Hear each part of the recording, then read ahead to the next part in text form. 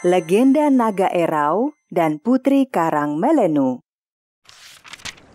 Provinsi Kalimantan Timur merupakan salah satu provinsi di Indonesia yang masuk ke dalam zona waktu Indonesia bagian tengah. Provinsi yang beribu kota di Samarinda ini memiliki julukan Benua Etam, yang artinya adalah daerah tempat kita berasal. Provinsi Kalimantan Timur juga terkenal kaya dengan kebudayaan yang telah berusia ratusan tahun. Salah satu kebudayaan tersebut adalah Festival Erau. Festival Erau merupakan festival yang diselenggarakan untuk melestarikan salah satu bentuk kebudayaan milik masyarakat Kutai. Bahkan, Festival Erau sekarang sudah terdaftar di International Council of Organization of Folklore Festivals and Folk Arts, sebuah organisasi internasional di bawah UNESCO. Erau memiliki akar kata dari bahasa Kutai, eroh, yang artinya adalah ramai, ribut, riuh, atau suasana yang penuh kegembiraan.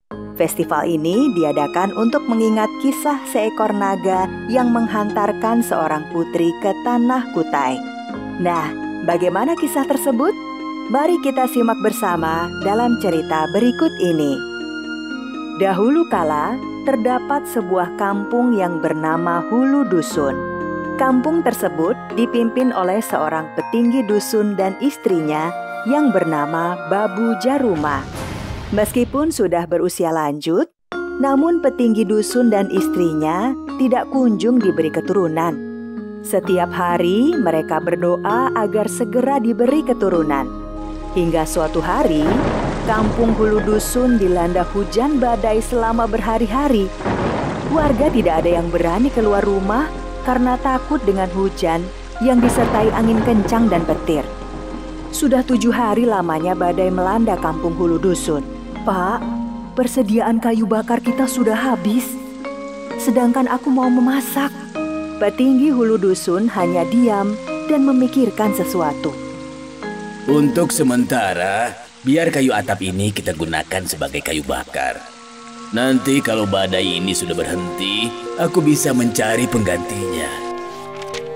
Ketika sedang membelah kayu atap rumahnya, petinggi Hulu Dusun terkejut melihat ada seekor ulat di dalam kayu, begitu pula Babu Jaruma. Terlebih lagi, ulat tersebut terlihat memandang ke arah petinggi Hulu Dusun dan Babu Jaruma dengan tatapan seolah-olah ingin dirawat oleh mereka. Ketika petinggi Hulu Dusun mengambil ulat tersebut, keanehan pun terjadi.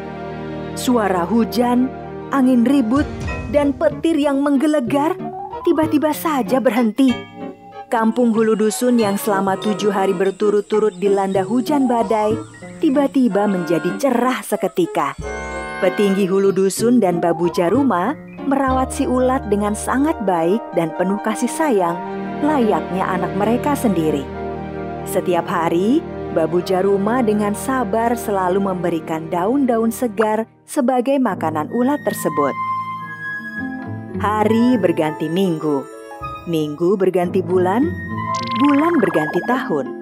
Ulat tersebut semakin lama semakin besar, dan setelah sekian lama dirawat oleh petinggi Hulu Dusun dan istrinya, ulat tersebut berubah menjadi seekor naga yang besar. Petinggi Hulu Dusun dan istrinya terkejut bukan main melihat naga tersebut. Tetapi mereka pun tetap menyayangi naga tersebut sebagaimana mereka merawat ulat kecil. Malam harinya, petinggi Hulu Dusun bermimpi bertemu dengan seorang putri. Ayahanda, Ananda sekarang sudah besar dan pasti akan membuat penduduk kampung ketakutan. Karena itu, izinkan Ananda untuk pergi. Buatkanlah tangga agar Ananda bisa turun ke bawah. Pagi harinya, petinggi Hulu Dusun menceritakan tentang mimpinya kepada Babu Jaruma.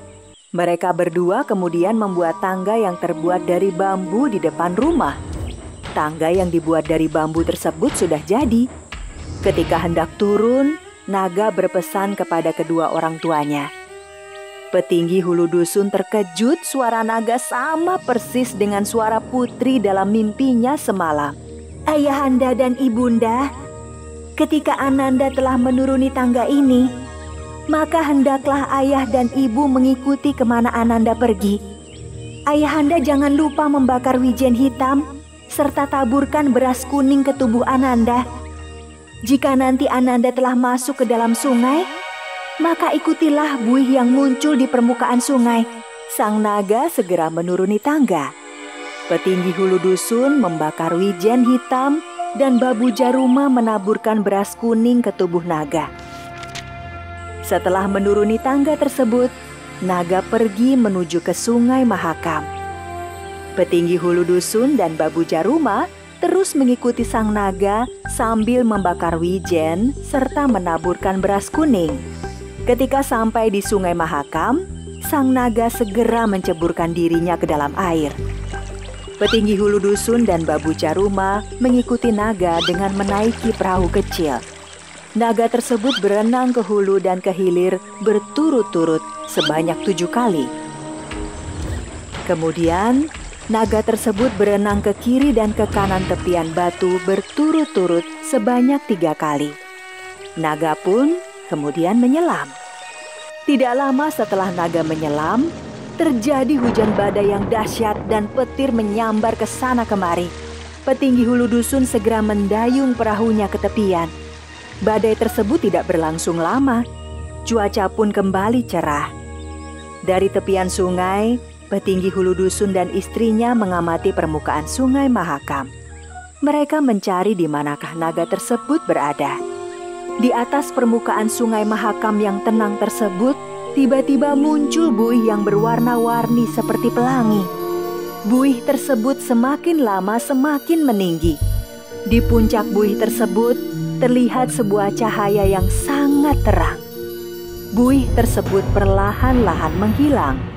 Petinggi hulu dusun dan istrinya melihat naga yang sedang menjunjung sebuah gong. Tubuh naga semakin naik ke atas. Petinggi hulu dusun dan istrinya terkejut melihat makhluk aneh sedang menjunjung naga. Makhluk aneh tersebut dikenal dengan nama Lembu Swana. Makhluk yang tubuhnya seperti lembu namun berkepala singa. Di kepalanya terdapat mahkota emas yang berkilauan. Makhluk aneh tersebut juga memiliki belalai dan gading panjang seperti gajah. Kulitnya bersisik seperti ikan dan punggungnya terdapat 2 sayap seperti burung elang. Naga kemudian memberikan gong tersebut kepada petinggi hulu dusun dan Babu Jaruma. Alangkah terkejutnya mereka melihat gong tersebut berisi seorang bayi perempuan yang sangat cantik dan lucu. Setelah memberikan gong berisi bayi perempuan, sang naga pun kembali menyelam. Tanpa berbicara apapun, tubuh sang naga perlahan-lahan tenggelam ke dalam air. Petinggi hulu dusun dan Babu Jaruma sangat bahagia karena doa mereka dikabulkan oleh Tuhan. Bayi perempuan yang cantik dan lucu tersebut mereka rawat dengan penuh kasih sayang. Bayi perempuan tersebut kemudian diberi nama Putri Karang Melenu. Bertahun-tahun kemudian, Putri Karang Melenu tumbuh menjadi gadis dewasa nan cantik jelita.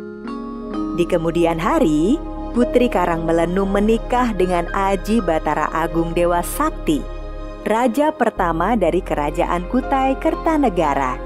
Dari Putri Karang Melenu inilah kelak lahir para raja dari Kerajaan Kutai Kertanegara.